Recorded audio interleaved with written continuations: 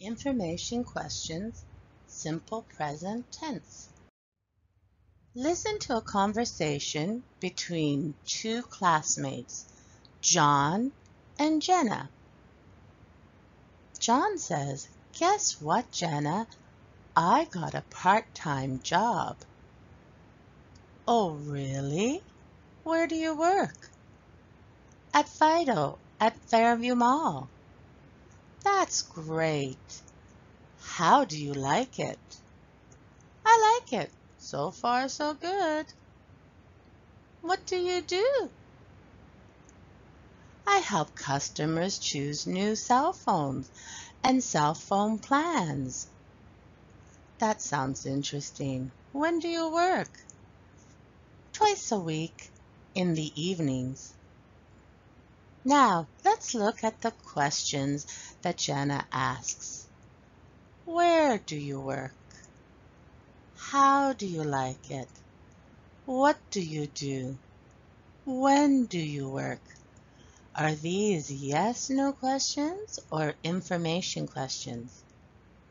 That's right, information questions, because we have question words where, how, what, and when. Let's look at the questions Jenna asked John. Where do you work? So the first thing, we have the question word. Then we have the helping verb do, subject, and verb. How do you like it? What do you do? When do you work? So to make information questions with the simple present tense, you first have a question word, then you have the helping verb. And remember, there are two helping verbs, do and does. You have seen helping verbs before when you learned how to make yes/no questions. Then you have the subject, and then you have the verb. The helping verbs do and does help a verb to make information questions in the simple present tense. So you have the question word, who, what, where, when, and you have the helping verb do. Now remember, we use do with do I plus verb, do you, do we, do they. Then you have the helping verb does, and we use does with he, she, and it. Also remember, at the end of the verb, there's no S, no ES, no IES, and no ING. Let's review question words. The question word what is used to ask different kinds of information. Sometimes it's used to ask for occupation. So we can say, what do you do? I am a teacher. What does your husband do? He's a teacher. What can also ask for an activity, and the answer is a verb. What do you do after school? So you notice, what do you do? And there's no time expression. That's asking for an occupation. But when you put a time expression, then that's asking for an activity, an action. What do you do after school? What do you do on the weekends? What do you do in the morning? So when you have a time expression, the answer is going to be, I eat lunch. And we also have what that asks for information, and the answer is a noun. What do you eat for lunch? A sandwich. So there are three different ways we can use the question word what. The question word who asks for a person or people. Who do you miss? My family. Who do you live with? My sister. My family and my sister are people. So when you want to know the answer with a person, you ask who. Where asks for place. Where do you work? At George Brown College. Where does your sister live? Toronto.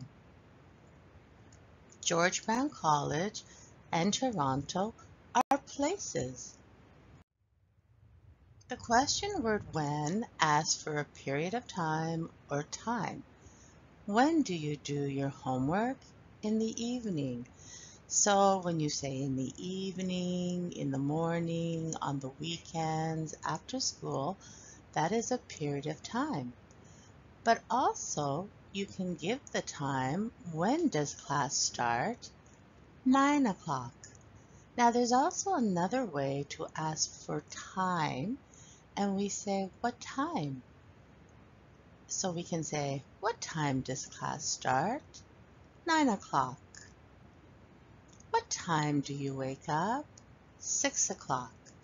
So, to ask for time, you can use when or what time. And when you want to know about the period of time, you only use when. The question word how is used to ask for transportation. How do you get to school? I drive. How does your son go to school? By bus. So you notice I drive and by bus tells you the transportation. We can also do by bike, by TTC, by plane, by boat, or I walk.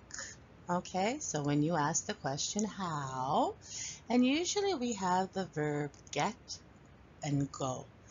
How do you get to school? How does your son go to school?